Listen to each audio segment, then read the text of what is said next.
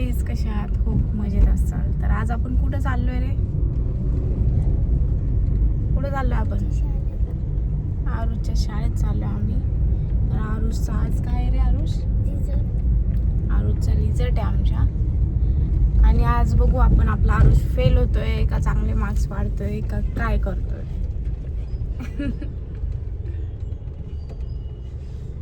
आवडीचा तर रिझल्ट लागलाय आमच्या. तुम्हाला ह्या व्हिडिओ मध्ये तिचा पण रिझल्ट पाहायला मिळेल, है ना? लड्डू देणार आहे तू सगळ्यांना? कवा देणार? तवा द्यायचं असतंय. आरुष काय देणार आहे मग? आज फक्त मिठाई. मम्मी मला देणार आहे सायकल. काय नाही, सायकल बिकल देणार, पैसे नाही. बोलली तुला मी म्हणलं फर्स्ट सेकंड थर्ड क्रमांक मधलं जर 3 नंबर आले तर तुला मी गिफ्ट देणार, आणि जर तुझा नंबरच नाही आला तर नाही देणार. त्यासाठी मी तुला बोलायचे रोज जास्त अभ्यास कर, जास्त अभ्यास कर आरुष. तर चला बघूया काय होतं. आता आरुषच्या स्कूलमध्ये चाललोय आम्ही. मी तरी पण अभ्यास केला, तरी पण मला अभ्यास केला. कितवा नंबर येणार आरुष? अभ्यास केला ना तू चांगला? मग हा यायला पाहिजे नंबर चांगला.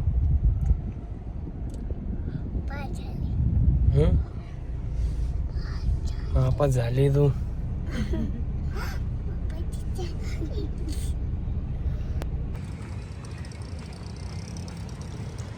तर आरुषच्या स्कूलमध्ये पोचलोय आम्ही. इकडे मुलींची शाळा आहे आणि मुलांची शाळा आहे. तरी आम्ही ग्राउंडवर अशी आमची गाडी पार्क केली. तुझी मॅडम म्हणणार ना पप्पाला केस कापून, नाही तर पप्पाला म्हणून केस कापून या जावा. हा अवनीला म्हणून केस दाढी करून या. Let's go.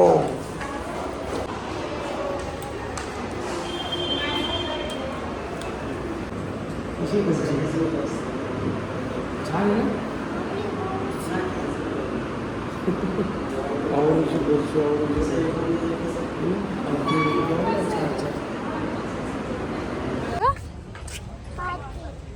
पार्टी पुन्हा कोण पार्टी देणार? मी पास झालो, मग तू कशी झाली?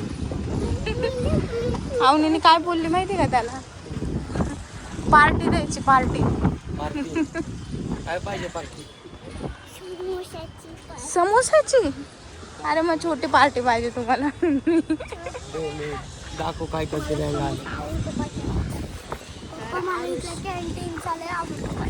म्हणजे आपल्याला पण एवढं माहिती नाहीये.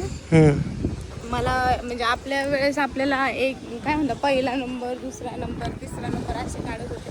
आता ते सिस्टीम बंद आहे. आता रँक मिळतात. आणि मॅडम म्हणल्या की छान अभ्यास केला त्याने, छान त्याला मार्क्स पडले, एक्सलंट. म्हणजे मॅडमनी स्वतःहून कौतुक केलं. मी ह्यावेळेस काहीच दरवेळेस विचारते, ह्यावेळेस मी काहीच विचारलं नाही, कारण की मीच रिझल्ट बघत होते.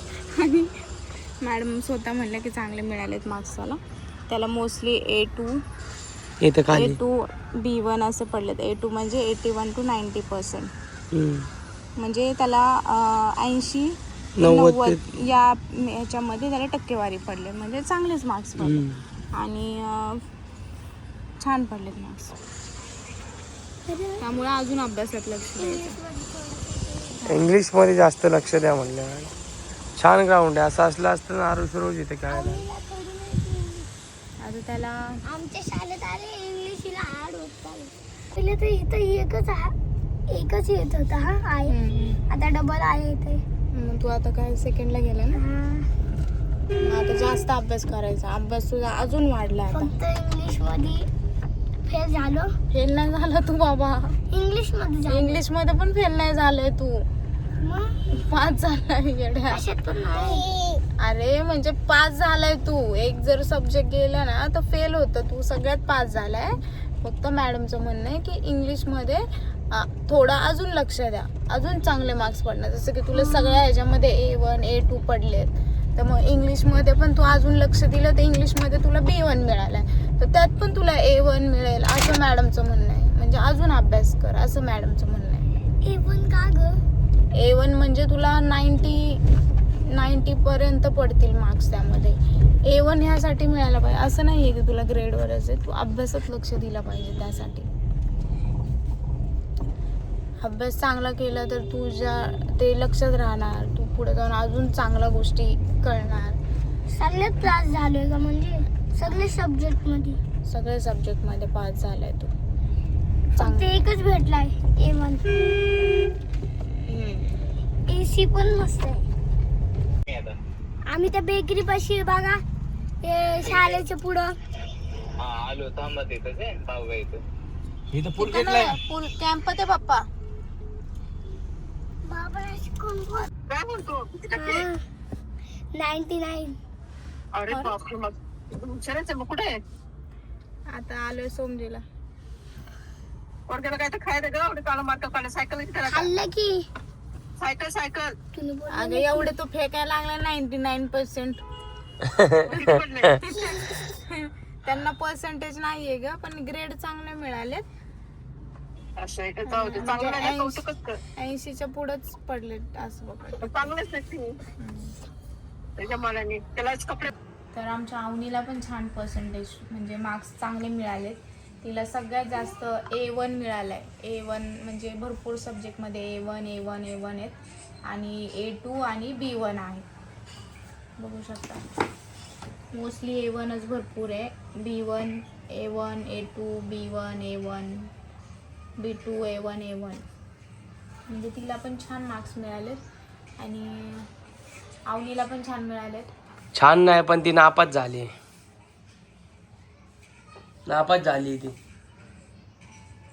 नापास झाली अवनी तू. अवनीचा तर आमचा रिझल्ट मिळालाय.